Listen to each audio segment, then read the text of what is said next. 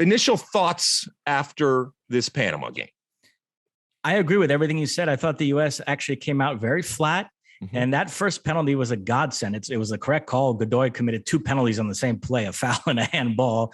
And then even the Areola goal was somewhat against the run of play. So I thought 2-0 really flattered the U.S. at that point. Then they settled down, played better as the game wore on. But still, it was not a performance commensurate with the scoreline. But they did some good things, and they scored all those goals. And so absolutely you take it. But yeah, I agree with you. It wasn't like the greatest performance I've ever seen in my life, despite what the scoreline ended up being. Okay. And we had Zach Steffen on our set after the game, and he immediately said that they were not happy with their performance and they could certainly do better. And I think, some were incredulous that winning 5-1 in this type of situation, you would say that, but I think it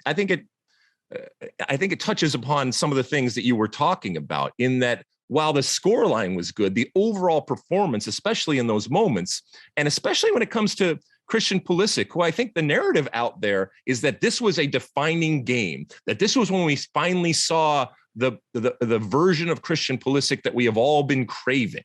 And I want to push back a little bit on that, because if he doesn't get those penalties, and that first penalty, that's when he started to kick on. That's when it started to change. And look, his third goal was wonderful, and he was involved through the night.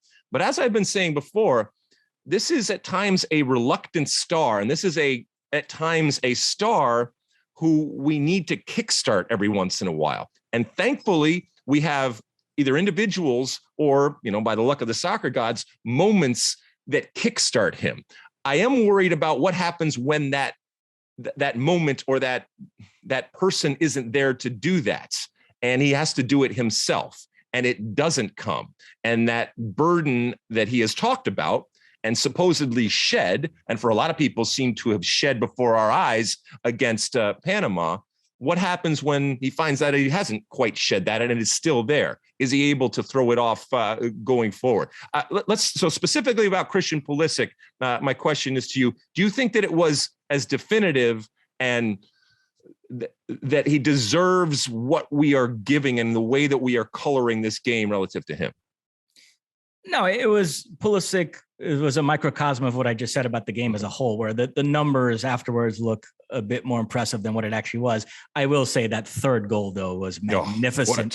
What a touch. I mean, when you think about Gio Reyna's run at the Azteca and then Pulisic's third goal, in a matter of days here, 2 different U.S. players produced moments that you could plausibly evoke the names Diego Maradona and Dennis Bergkamp in describing those plays. That's pretty good. And that speaks to the talent that the U.S. has right now. And look, this is not me saying that I don't think Christian Pulisic is arguably the biggest talent that we have ever had in history, or that he's not going to be important. I just thought it was, 3 goals is 3 goals, and that's wonderful. And by the way, penalty kicks, somebody has to step up and put them in, and he stepped up and buried both of them. But you and I both, and I know I was sitting next to people where when that VAR sign came back, we said thank you to the soccer gods and the VAR soccer gods, because it was exactly what that team needed. Because to your point, it wasn't going well for the U.S. and the U.S. had to adjust. And I think they did adjust, and then they found that wonderful 10 minutes where it just came fast and furious, and we were smiled upon, and we did work, and we went back.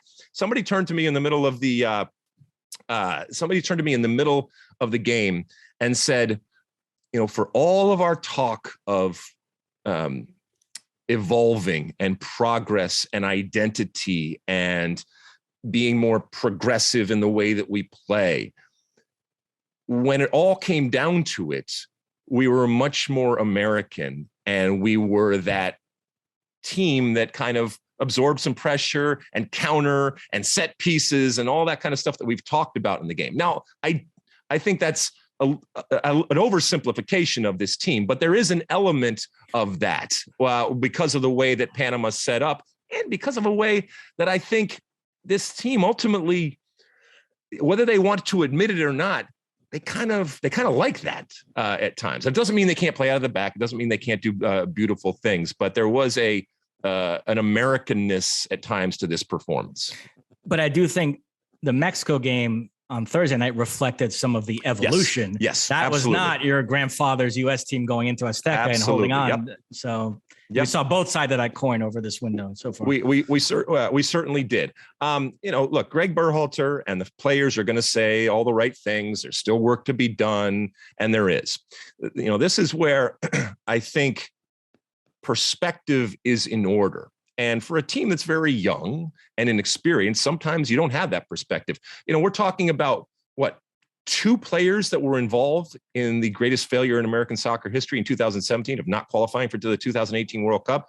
And one of them obviously is Christian Pulisic. I think the other one's Kellen Acosta at this point with this group of players. So while everything they do is informed by that, and understandably so, very few of them went through it and felt it. But I think they all recognize that this was their opportunity to set things right. But I said it last night and I'll say it again. Greg Berhalter was not hired to get this team to the World Cup. All right. That has been done many, many times before. It's not a feat or an accomplishment. Doesn't mean it's not worthy of celebration and congratulations for him, because it didn't happen the last cycle. And in order to do what you're ultimately going to be judged on, you still have to get to the World Cup.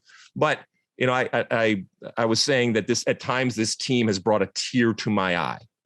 And it has, because it's made me incredibly proud to watch the team in the way that they played. But there is a much bigger prize out there, and there is a much bigger challenge coming for this team. And I'm excited to see them, get back to a World Cup and see what kind of damage they can do. And the judgment and the level of criticism and critique is going to be relative to the World Cup. And all the players said the right things. They're going to go down to Costa Rica. Whatever's going to happen is going to happen down in Costa Rica. It's going to be good or bad, but it doesn't matter whether it's good or bad. They're still going to qualify. And then Friday, we're going to find out where they are going to go. You like that clip? Well, my State of the Union podcast drops every week. Subscribe now on Apple Podcasts, Spotify, or wherever you get your podcasts.